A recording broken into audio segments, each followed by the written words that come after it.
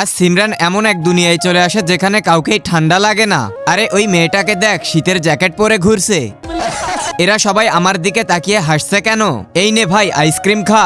এরা দুজন ঠান্ডায় আইসক্রিম খাচ্ছে কিভাবে? গরম কমানোর জন্য চল সুইমিং পুলে যাই। আরে ভাই, তোমাদের যদি ঠান্ডায় গরম লাগে তাহলে গরমকালে কি লাগে? ঠান্ডা।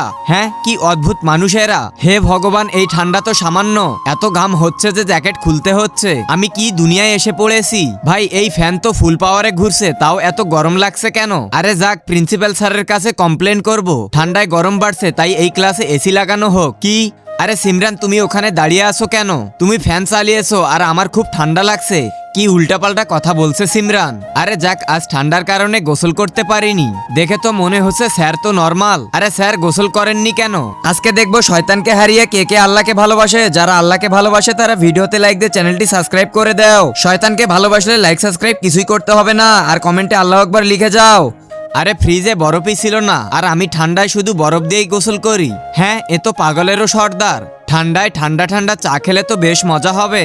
আরে ঠান্ডা চা কেউ খায় নাকি? আমি তোমাদের সাথে আর থাকবো না, এখনই চলে যাচ্ছি। আরে সিমরান, তোমার কি ঠান্ডায় গরম লাগছে না? নিশ্চয়ই তোমার শরীর খারাপ। দাঁড়াও, আমি এখনই ডাক্তার ডাকি। একে ফ্রিজে রাখলে ঠিক হয়ে যাবে। কি?